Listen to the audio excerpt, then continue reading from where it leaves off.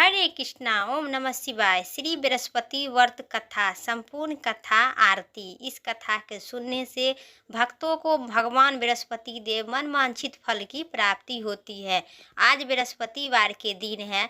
इस भगवान बृहस्पति देव की संपूर्ण कथा सुनने से भक्तों को सभी प्रकार का मनोकामना पूर्ण होती है। तो आइए, उम्मीद करते हैं कथा का पूरा श्रवण अवश्य करें और कथा अच्छी लगे तो लाइक शेयर कमेंट जरूर करें। तो आइए, भारतवर्ष में एक राजा राज करता था। वह प्रतापी और दानी था। वह नित्य प्रतिदिन मंदिर में जाकर श्रद्धा भाव से जाता था। ब्राह्मणों गुरुदेव की सेवा किया करता था। उसके द्वारा कोई भी अनिश्चित कार्य नहीं होता था। वह प्रत्येक गुरुवार को एवं पूजा करता था। हर गरीबों को सहायता करता था। परंतु उनको ये सब बात उनकी रानी की अच्छी नहीं लगती थी। वह तो नहीं पूजा पाठ करती थी, न एक पैसा किसी को दान देती थी। वह राजा से ऐसा करने के लिए मना किया करती थी। एक बार की बात है कि राजा शिकार खेलने वन में चले गए। घर पे रानी और दासी थी। उसी समय भगवान गुरुदेव बृहस्पति साधु के भेष धारी कर दरवाजे पर भिक्षा मांगने के लिए आए। साधु ने रानी से भिक्षा मांगी तो रानी ने कहने लगे, हे साधु महाराज, मैं इस दान पुण्य से तंग आ गई हूँ। इस काज में के लिए तो मेरी पति देव ही बहुत ही अच्छे हैं। आप कृपया करके ऐसा करें कि सारा धन नष्ट हो जाए तथा मैं आराम से रह सकूं। साधु रूपी भगवान बृहस्पति देव ने कहे, हे देवी, तुम विचित्र हो। संतान और धन कोई भी दुखी नहीं होता है, इसकी सभी चाहते हैं। पापी भी पुत्र चाहता है। और अगर तुम्हारे पास धन अधिक हो तो भूखे मनुष्य के भोजन करवाओ, ब्राह्मणों को दान दो, धर्मशाला खुलवाओ, बावड़ी कुआं तालाब खुलवाओ और तरह तरह के आप पुण्य धर्म करो। इस सब से करने से आपकी सभी प्रकार को निर्धन कन्या को विवाह करवाओ। विवाह यदि ये सब करे तो इसी प्रकार से कर्म करने से आपको कुल और आपको परलोक में नाम का यश फैलेगा। परंतु रानी की साधु की बात पर खूब नहीं लगी। उन्होंने कहा कि हे साधु महाराज, ऐसा करो कि एवं स्वर्ग की प्राप्ति हो। साधु महाराज, मुझे ऐसा धन की आवश्यकता नहीं है कि हम जिसके मैं अन्य लोगों को दान दूं तथा इनके रखने का संभालने से मेरा सारा समय नष्ट हो जाए। साधु ने कहे, हे देवी, यदि तुम्हारी ऐसी इच्छा है तो ऐसा करो, जैसा मैं बताती हूँ वैसा ही करना। बृहस्पतिवार के दिन घर को गोबर से पीली मिट्टी से लीपना, केशों को पीली मिट्टी से धोना, केशों को धोते समय स्नान करना। राजा को कहना कि बृहस्पतिवार के दिन हजामत करवाए। भोजन में मांस मदिरा खाना, कपड़ा धोबी के यहाँ धुलवाने देना। इसी प्रकार से 7 बृहस्पतिवार करने से तुम्हारा सारा धन नष्ट हो जाएगा। यह कहकर साधु महारूपी बृहस्पति देव वहाँ से अंतर्ध्यान हो गए। रानी ने साधु के कहने के अनुसार 7 बृहस्पतिवार तक वैसे ही करने के विचार किए। साधु ने बताए अनुसार कार्य करते हुए केवल 3 बृहस्पतिवार ही बीते थे कि उनकी समस्त धन नष्ट हो गया। भोजन के लिए दोनों समय परिवार में तरसने लगा तथा सांसारिक भोगों से दुख रहने लगे। तब वहाँ राजा रानी से कहने लगे कि हे रानी, तुम यहाँ पर रहो, मैं दूसरे देश जाता हूँ, क्योंकि यहाँ पर मुझे सभी मनुष्य जानते हैं। इसीलिए दूसरे देश जाकर ऐसा कहकर राजा परदेश चले गए। वहाँ जंगल में लकड़ी काट कर लाता था राजा और शहर में इसी तरह बेचकर जीवन व्यतीत करने लगे। इधर रानी और दासी दुख रहने लगी। किसी दिन भोजन मिलता था और किसी दिन पानी पीकर रह जाती थी। 7 दिन भोजन के व्यतीत करना पड़ा रानी और दासी के। अब रानी ने दासी के कहा, हे दासी, यहाँ पास में ही नगर में मेरी बहन रहती है। वहाँ बड़ी बहन धनवान है। तो उसके पास जाकर वहाँ से 5 सेर बेझर मांग के ले आओ, जिसके कुछ समय व्यतीत गुजर जाएगा। दासी ने रानी की कहने के बहन के पास गई। रानी की बहन उस समय पूजा कर रही थी। बृहस्पतिवार का दिन था। दासी ने रानी की बहन से कहा, हे रानी, मुझे आपकी बहन भेजा है, मुझे 5 सेर बेझर दे दो। दासी यह बात अनेक बार कही, परंतु रानी की बहन ने कोई उत्तर नहीं दिए, क्योंकि वह उस समय बृहस्पतिवार का व्रत की कथा सुन रही थी। तब दासी को रानी की बहन से कोई उत्तर नहीं मिला तो वहाँ से बहुत दुखी हुई। उसी क्रोध में आई वहाँ से लौट गई। रानी से बोली, हे रानी, आपकी बहन बहुत ही धनवान स्त्री है। वह छोटे लोगों से बात भी नहीं करती है। मैंने उनसे कितना बार कहा, लेकिन उन्होंने कोई उत्तर नहीं दिया। मैं वापस चली आई। रानी बोली दासी से, इसमें उसका कोई गलती नहीं है, दोष भी नहीं है। जब बुरे दिन आते हैं तब कोई सहारा नहीं देता है। अच्छे दिन और बुरे दिन को विपत्ति की समय ही पता चलता है। जो ईश्वर की इच्छा होगी वही सभी, यह सब हमारे भाग्य के दोष है। रानी उधर की बहन ने सोचा कि मेरी बहन की दासी आई थी, परंतु मैं उससे नहीं बोली, इसमें वह बहुत दुखी होगी। अतः कथा सुनकर और भगवान विष्णु देव के पूजा के समाप्त कर वह अपनी बहन के घर आई। कहने लगी, हे बहन, मैं बृहस्पतिवार का व्रत कर रही थी। तुम्हारी दासी मेरे घर आई थी, परंतु जब तक कथा सुनती होती रहती है, न बोलती हूँ, न वहाँ से उठती हूँ और न बोलती हूँ, इसलिए मैं नहीं बोली। कहो, दासी क्यों गई थी? रानी बोली, बहन, हमारे घर के अनाज नहीं थे। वैसे तो तुम्हारे से कोई भी बात छुपी नहीं है, इसीलिए मैंने दासी को तुम्हारे घर 5 सेर बेझर मांगने के लिए भेजा।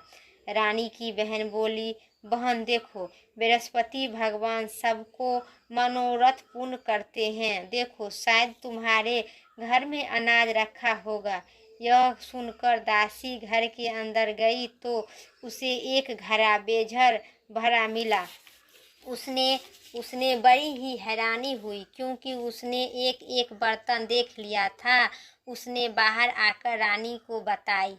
दासी अपनी रानी से कहने लगी, हे रानी, देखो, वैसे तो हम लोग जब अन्न नहीं मिलता है तो हम रोज के ही व्रत करते हैं। अगर इसमें व्रत की विधि और कथा पूछ ली जाए तो उसे हम भी किया करेंगे। दासी के कहने पर रानी ने अपनी बहन से बृहस्पतिवार का व्रत के बारे में पूछा। उनकी बहन ने बताई, हे रानी बहन, बृहस्पतिवार का व्रत को सूर्य उदय से पूर्व उठकर स्नान करके भगवान बृहस्पतिवार का व्रत करना चाहिए, लेकिन उस दिन सिर नहीं धोना चाहिए। बृहस्पतिवार के व्रत में चने की दाल और मुनक्का से भगवान विष्णु के केले के वृक्ष में के जड़ में पूजा करो तथा दीपक जलाओ। उसी दिन एक ही समय भोजन करो। भोजन में पीले पदार्थ का करना तथा कथा सुनो। इसी प्रकार गुरु भगवान प्रसन्न होते हैं, अन्य पुत्र धन देते हैं, सभी प्रकार का मनोकामना पूर्ण करते हैं। और व्रत के पूजन की विधि बताकर रानी की बहन अपने घर लौट गई। रानी और दासी दोनों ने निश्चय किया कि बृहस्पति देव भगवान का पूजन जरूर करेंगे। 7 दिन बाद जब बृहस्पतिवार का दिन आया तो उन्होंने व्रत रखा। घुड़साल में जाकर चना बीन कर लाई तथा उनकी दाल बनाई, केले की जड़ में तथा विष्णु भगवान का पूजा की। अब भोजन कहाँ से आए? तो दोनों बड़ी ही दुखी हुई, परंतु उन्होंने व्रत किया था तो इसी कारण भगवान बृहस्पति देव भगवान प्रसन्न होते थे। एक साधारण व्यक्ति के रूप में वे वहाँ 2 थाली में सुंदर पीला भोजन लेकर आए और दासी को देखकर बोले, हे दासी, यह भोजन तुम्हारे रानी के लिए है, तुम दोनों करना। दासी भोजन पाकर बहुत ही प्रसन्न हुई और रानी से बोली, रानी जी, भोजन आप कर लो। रानी को भोजन के बारे में कुछ भी पता नहीं था, इसलिए वह दासी से बोली, जा तू ही भोजन कर ले, क्यों तू मेरी व्यर्थ में हंसी उड़ा रही है। दासी बोली, एक व्यक्ति भोजन दे गया है। रानी कहने लगी, वह भोजन तेरे लिए ही दे गया है, तू ही भोजन कर ले। दासी ने कही, वह व्यक्ति हम दोनों के लिए 2 थाली में भोजन दे गया है, इसीलिए हम आप दोनों ही साथ भोजन करेंगे। दोनों ने गुरु भगवान बृहस्पति को नमस्कार कर भोजन का प्रारंभ की। उसके बाद वे प्रत्येक बृहस्पतिवार को गुरु भगवान बृहस्पति देव का व्रत करने लगी और पूजा करने लगी। बृहस्पति भगवान की कृपा से उनके पास धन को कोई कमी नहीं रहा, परंतु रानी पहले की तरह आलसी होने लगी। तब दासी बोली, देखो रानी, देखो, तुम इसी प्रकार का आलस करते थे, तुम्हें धन का रखने का में कोई कष्ट नहीं होता था, इसलिए इसी कारण धन नष्ट हो गया। अब गुरु भगवान की कृपा से धन मिला है तो फिर तुम्हें पहले की तरह आलस होता है। बड़ी ही मुश्किल के बाद हमने यह धन पाया है, इसीलिए हमें दान पुण्य करना चाहिए। तुम भूखे मनुष्य को भोजन करवाओ, प्याव लगवाओ, ब्राह्मणों को दान दो, कुआं, तालाब, बावड़ी का इत्यादि सभी प्रकार का निर्माण करवाओ, मंदिर में पाठशालाओं बनवाओ, दान दो, कुमारी कन्याओं को विवाह करवाओ, धन के शुभ कार्य में खर्च करो, जिससे तुम्हारे कुल का यश फैले तथा स्वर्ग लोक का प्राप्ति हो, पितृ प्रसन्न हो। दासी की बात मानकर रानी इसी प्रकार का काम करने लगे प्रारंभ की, जिससे उनका काफ़ी यश फैलने लगा। एक दिन रानी और दासी आपस में विचार करने लगी कि न जाने राजा किस दशा में होंगे, उनकी कोई खोज खबर नहीं है।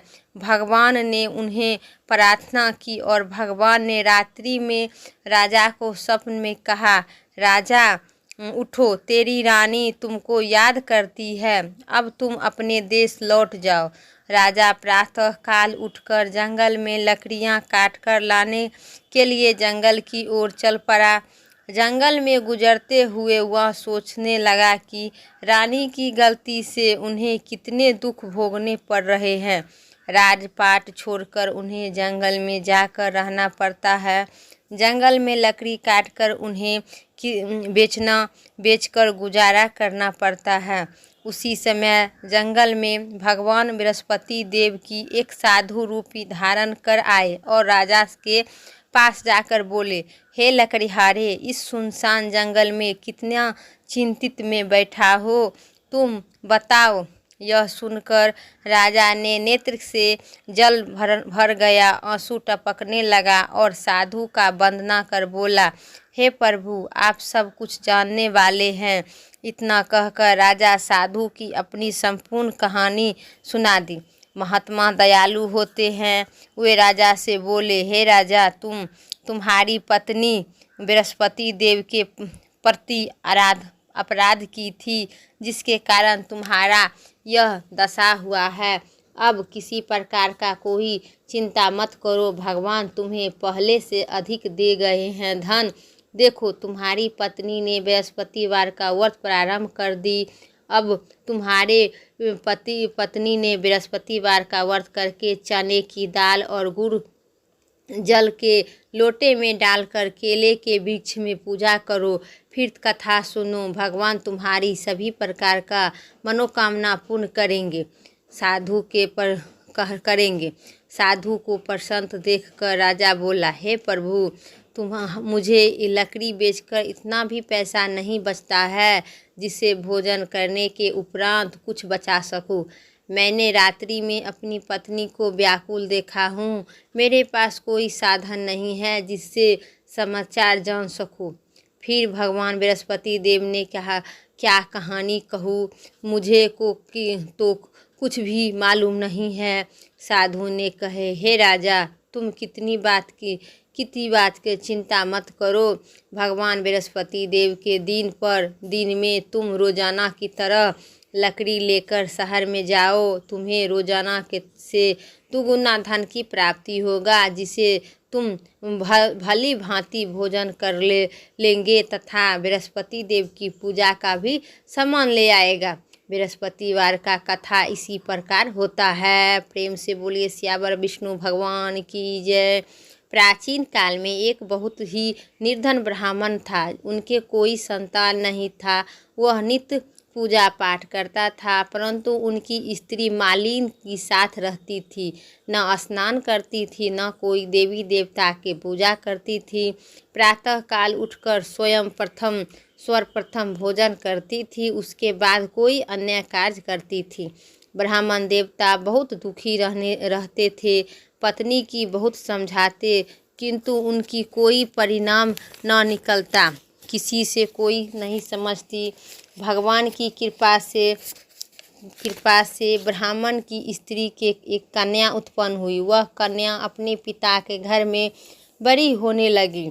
वह बालिका प्रातः स्नान करके भगवान विष्णु की जप करती थी। वह बचपन से ही बृहस्पतिवार का व्रत भी करने लगी। पूजा पाठ समस्त काम कर और स्कूल जाती थी। वह अपनी मुट्ठी में जौ भर कर ले जाती थी और पाठशाला जाने के मार्ग में डालते जाती थी, छिटते जाती थी। वही जौ सोना के वह हो जाता था। लौटते समय उनके बीन कर घर ले आती थी। एक दिन वह बालिका सूप के डालकर और जौ साफ कर रही थी। वही जौ सोना हो जाता था, ले आते। उनमें सोने के जौ को फटक कर साफ कर रही थी। तभी उनकी माँ ने देख लिया और कहा, हे बेटी, सोने के जौ को फटकने के लिए सोने का सूप होना चाहिए। दूसरे दिन गुरुवार था। इसी कन्या ने व्रत रखा और बृहस्पति देव से प्रार्थना करके कहा, हे प्रभु, यदि मैंने सच्चे मन से आपकी पूजा ही की हो तो मुझे सोने का सूप दे दो। बृहस्पति देव ने उनकी प्रार्थना स्वीकार कर ली। रोजाना की तरह वह कन्या जौ फेंकती हुई स्कूल चली जाती थी और स्कूल से लौटते जब वह जौ बीन कर रह जाती थी तो बृहस्पति देव की कृपा से उसी दिन सोने के सूप मिला। उस वहाँ घर ले आई और उससे जौ साफ करने लगी, परंतु उनकी माँ का वह ढंग था। एक दिन की बात है, वह कन्या सोने की सूप में जौ साफ कर रही थी। उसी समय एक नगर का राजकुमार वहाँ से होकर निकला। इस कन्या के रूप देखकर सोने के सूप में जौ साफ कर रहे थे देखकर वह उस पर कन्या पर मोहित हो गया। राजमहल जाकर वह भोजन तथा जल त्याग कर उदास होकर लेट गया। राजा को जब राजकुमार के द्वारा अन्य जल त्यागने के समाचार ज्ञात हुआ तो अपने मंत्रियों के साथ वह अपने पुत्र के पास गए और बोले, हे पुत्र, बेटा, तुम किस बात के कष्ट में हो? किसी ने अपमान किया है अथवा कोई और कारण है? मुझे बताओ, मैं वही करूँगा जिससे तुम्हें प्रसन्नता हो। राजकुमार ने अपने पिता की बात सुनी तो वह बोला, मुझे आपकी कृपा से किसी न बात का दुख नहीं है। किसी ने मेरा अपमान न किया है, परंतु उस लड़की के साथ हम विवाह करना चाहता हूँ जो सोने के सूप में जौ साफ कर रही थी। यह सुनकर राजा आश्चर्यचकित हो गया और बोला, हे बेटा, इस तरह के कन्या का पता तुम ही लगाओ। मैं इसके पता तुम्हारे पता लगाने के बाद विवाह अवश्य ही कर दूंगा। राजकुमार ने राजकुमार को इस लड़की के घर का पता बताया। मंत्री उस लड़की के घर गया और राजा का आदेश ब्राह्मण के सुनाया। कुछ ही दिन बाद ब्राह्मण कन्या का विवाह राजकुमार के साथ संपन्न हो गया और कन्या के घर से जाते ही ब्राह्मण देवता के घर में पहले की भांति गरीबी की निवास हो गया। अब भोजन के लिए अन्न बड़ी ही मुश्किल से मिलता था। एक दिन दुखी होकर ब्राह्मण अपने पुत्री से मिलने गया। बेटी ने पिता का दुख का अवस्था को देखा और अपनी माँ का समाचार पूछा। ब्राह्मण ने सभी हाल कहा और कन्या बहुत सा धन देकर अपने पिता को विदा कर दी। इसी तरह ब्राह्मण को कुछ समय सुखपूर्वक व्यतीत हुआ, लेकिन कुछ दिन बाद फिर वही हाल हो गया। ब्राह्मण फिर अपनी कन्या के यहाँ गया और सभी हाल कहा तो पुत्री बोली, हे पिताजी, आप माताजी के यहाँ ले आओ। अपने उन्हें विधि बताऊंगी जिससे गरीबी दूर हो जाएगा। ब्राह्मण देवता अपनी स्त्री के साथ लेकर अपनी पुत्री के पास राजमहल पहुँचे तो पुत्री अपनी माँ को समझाने लगी, हे माँ, तुम प्रातः काल उठकर प्रथम स्नान करो, भगवान विष्णु का पूजन करो तो सब दरिद्रता दूर हो जाएगी। परंतु उनकी माँ ने उनकी एक बात ही न मानी। वह प्रातः काल उठकर अपनी पुत्री का बच्चा झूठन खा लेती थी। एक दिन उनकी पुत्री को बहुत ही गुस्सा आया। उन्होंने एक रात एक कोठली में सारा सामान निकाल दिया और अपनी माँ को उसमें बंद कर दी। प्रातः उसे निकला तथा स्नान करवाया, पूजा पाठ करवाया तो उनकी माँ की बुद्धि ठीक हो गई। इसके बाद वह नियम से पूजा पाठ करती रही। प्रत्येक बृहस्पतिवार का व्रत रखने लगी। इसी व्रत को प्रभाव से उनकी माँ बहुत ही धनवान हो गई और भगवान बृहस्पति देव का प्रभाव से स्वर्ग को गई। वह ब्राह्मण सुखपूर्वक इस लोक का सुख भोग कर स्वर्ग लोक पहुँच गया। इसी तरह कहानी कहकर साधु देवता अंतर्ध्यान हो गए। धीरे धीरे समय बीतने पर फिर बृहस्पतिवार का दिन आया। जंगल से लकड़ी काटकर किसी शहर में बेचने के गया। उसे दिन और दोनों अधिक धन मिला। राजा ने चना गुड़ इत्यादि लाकर बृहस्पतिवार का व्रत किया। उसी दिन से उसके समस्त कलश दूर हो गया। परंतु जब अगला गुरुवार का दिन आया तो वह बृहस्पतिवार का व्रत करना भूल गया। इसी कारण भगवान बृहस्पति देव नाराज हो गए। उसी दिन उस राजा नगर में एक राजा ने विशाल यज्ञ का आयोजन किया था। तब अपने समस्त राज्य में घोषणा करवा दी कि कोई भी मनुष्य अपने घर में भोजन न बनाए तथा आग न जलाए। समस्त लोगों मेरे यहाँ भोजन करने आवे। इस आज्ञा को जो न मानेगा उसकी फांसी दी जाएगी, सजा सुनाई जाएगी।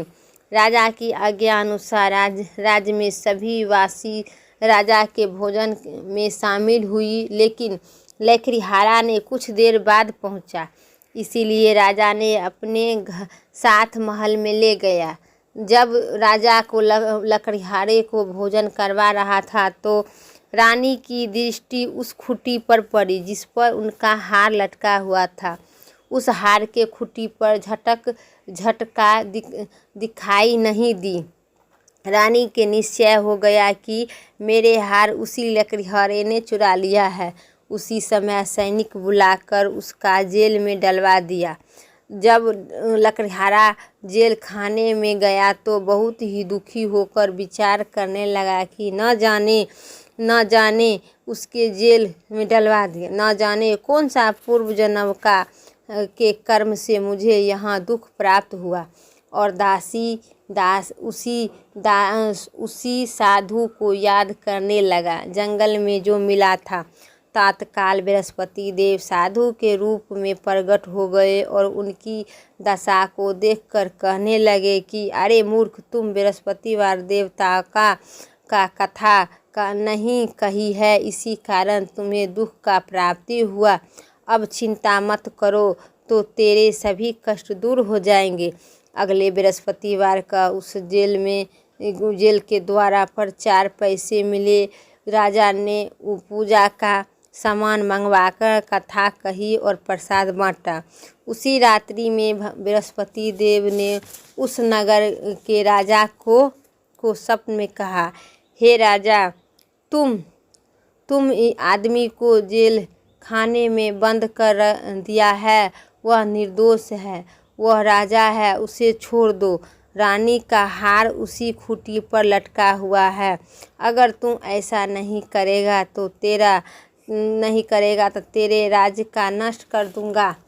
राजा ने प्रातः उठकर खूंटी पर हार लटका देखकर लकड़हारों को बुलाकर क्षमा मांगी तथा राज्य में योजन सुंदर आभूषण भेंट कर पहनाकर उसे विदा कर दिया। गुरुदेव की आज्ञा अनुसार राजा ने अपने नगर को चल दिया। राजा जब नगर के निकला पहुंचा तो उसे बड़ी ही आश्चर्य हुआ। नगर में पहले की अधिक बाग बगीचा, तालाब और कुएं तथा बहुत सी धर्मशालाएं, मंदिर इत्यादि बने हुए थे।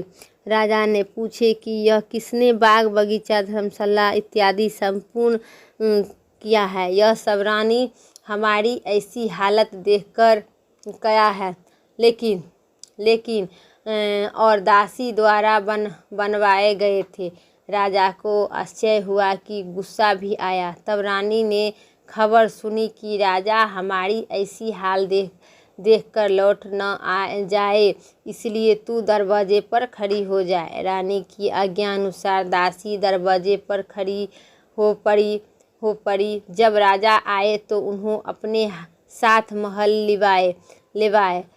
तब राजा की क्रोध कर अपनी तलवार बृहस्पति देव के व्रत के प्रभाव से प्राप्त हुआ। राजा ने जब निश्चय किया कि 7 रोज बाद सभी बृहस्पतिवार का पूजन करते हैं, परंतु रोजाना के दिन 3 बार कथा सुने कहाँ जाऊं तथा रोज व्रत किया करूँगा। अब हर समय राजा के दुपट्टे में चना की दाल बंधी रहती थी तथा दिन में 3 बार कथा कहता था। रोज राजा ने विचार किया कि चले अपनी बहन की यहाँ हो गए। इसी तरह निश्चय कर रहा। राजा घोड़े पर सवार होकर अपने बहन के यहाँ चल दिया। मार्ग में उसने देखा कि एक आदमी एक मुर्दा को ले जा रहा था। उस पर रोक कर राजा कहने लगा, अरे भाइयों, मेरी बृहस्पतिवार का कथा सुन लो। वो बोले, ले, हमारा तो आदमी मर गया है, इसको अपनी कथा की पड़ी है। परंतु कुछ आदमी बोला, अच्छे कहो, कहो, हम तुम्हारी कथा भी सुनूंगी। राजा ने दाल निकाली और कथा की कहानी शुरू कर दी। तब जब कथा आधी हुई तब मुर्दा हिलने लगा। जब कथा समाप्त हुआ तो मुर्दा राम राम कहते हुए खड़ा हो गया। राजा आगे बढ़ा। उसी रास्ते में शाम हो गया। आगे मार्ग में एक किसान खेत में हल चला रहा था। राजा उसे बोला, अरे भाई, तुम मेरी बृहस्पतिवार की कथा सुन लो। किसान बोला, जब तक मैं तेरी कथा सुनूंगा तब तक 4 हर्ब जोत लूँगा। जो अपनी कथा किसी और को सुना। राजा आगे चलने लगा। तब राजा के हटते ही बैल गिर पड़ा, पिछड़कर गिर गया था।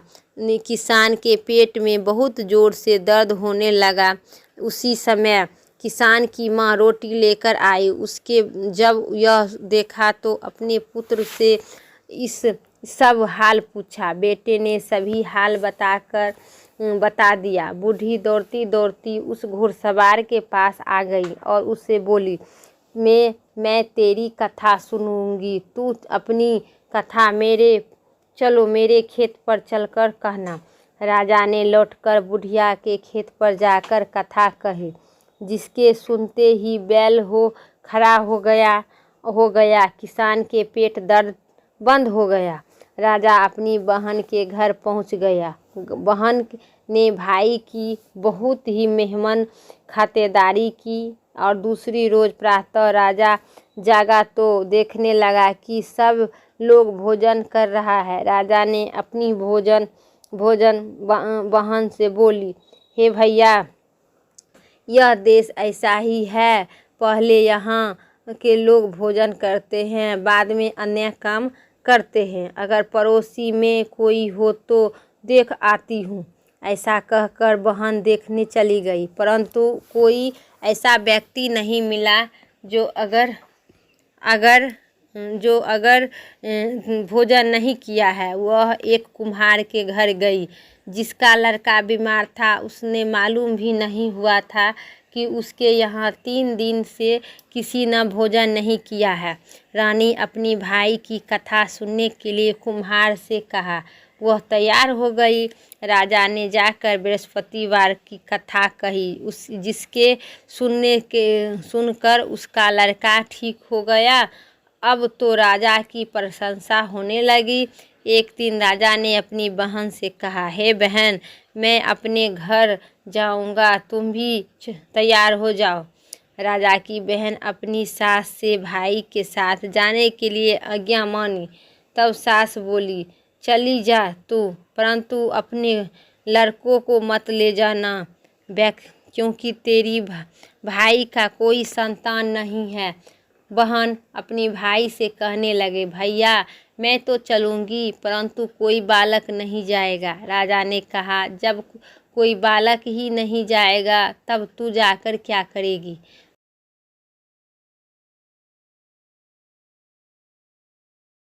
दुखी मन से राजा अपने नगर लौट आया और राजा ने अपनी रानी से कहे, हम निसंतानी है, इसीलिए कोई हमारे घर आना पसंद नहीं करता है। इतना वह बिना संतान की न भोजन किया और संध्या पर लौट गया। रानी बोली, हे प्रभु, बृहस्पति देव ने हमें सब कुछ दिए हैं, वे हमें संतान ही आवश्यक ही देंगे। उसी रात राजा बृहस्पति देव ने राजा को स्वप्न में कहा, हे राजा, उठो, सभी सोच त्याग दो, तेरी रानी गर्भवती है। राजा को यह जानकर बड़ी ही खुशी हुई। 90 महीने में रानी से गर्भ से एक सुंदर पुत्र पैदा हुआ। तब जब राजा की बहन यह शुभ समाचार सुना तो वह बहुत ही खुशी हुई तथा बधाई लेकर अपने भाई के यहाँ आई। तब रानी ने कहा, घोड़ा चढ़कर मत आई है, गधा चढ़कर आइए। राजा की बहन बोली, आए भाई, मैं इसी प्रकार न कहती तो तुम्हें औलाद कैसे मिलती। बृहस्पति देव ऐसा ही है, जिनके मन जो कामना रहती है उसे सभी पूर्ण करते हैं। जो भक्त श्रद्धा भाव पूर्वक से बृहस्पतिवार का व्रत करता है एवं पढ़ता है अथवा सुनता है और दूसरों को सुनाता है, बृहस्पति देव उनकी सभी प्रकार का मनोकामना मनवांछित पूर्ण करते हैं। बृहस्पति देव की व्रत उनकी सतदैव रक्षा करते हैं। जो संसार में श्रद्धा भाव से सच्चे हृदय से बृहस्पतिवार का व्रत का पूजन करता है, उसे सभी प्रकार का मनोकामना पूर्ण होती है। उसी प्रकार पूर्ण होती है जैसे रानी और दासी ने बृहस्पति देव की कथा का गुणगान किया, सभी इच्छा बृहस्पति देव पूर्ण किए। जो मनुष्य भक्त श्रद्धा भाव से हृदय से उनका मन वांछित करते हैं, उन्हें सभी प्रकार का मनोकामना पूर्ण करते हैं। जय बोलिए बृहस्पति भगवान की जय। तो आइए श्रद्धा भाव मंच से भगवान बृहस्पति देव की आरती। जय बृहस्पति देवा स्वामी, जय बृहस्पति देवा, छीनी छीनी भोग लगाऊं, कदली फली नेवा। जय बृहस्पति देवा, तुम पूरन परमात्मा, तुम अंतर्यामी। जगति पिता जगदीश्वर, तुम सबके स्वामी। जय बृहस्पति देवा, चरनामित निजमल, सब पातक हरता हो स्वामी, सब पातक हरता। सकल मनोरथ दया कर, कृपा करो भरता। जय बृहस्पति देवा, तन मन धन अर्पण करो, जो जन शरण पड़े। हे स्वामी, जो जन शरण पड़े, प्रभु प्रगट हो कर, जा कर द्वारि खड़े। ओम जय बृहस्पति देवा, दीन दयालु दीन निधि, भक्तन हितकारी। पाप दोष सब हरता, भय बंधन हारी। जय बृहस्पति देवा, विषय बिटारी मिटाओ, संतन सुख हारी। हो स्वामी, संतन सुख हारी। ओम जय बृहस्पति देवा, जो कोई आरती तेरी प्रेम सहित आवे। हो स्वामी, प्रेम सहित गावे। जेठानंद आनंद कर, सो निश्चय पावे। ओम जय बृहस्पति देवा, विष्णु भगवान की जय, बृहस्पति देव की जय। मेरा वीडियो यहीं तक था, कथा संपूर्ण हुआ। मेरा वीडियो कथा पसंद आए, चैनल पर नए हैं तो लाइक करके सब्सक्राइब करें, कमेंट में जय हरि विष्णु ज़रूर लिखें। फिर अगली वीडियो लेके आते हैं, तब तक के लिए जय श्री राम, राधे राधे।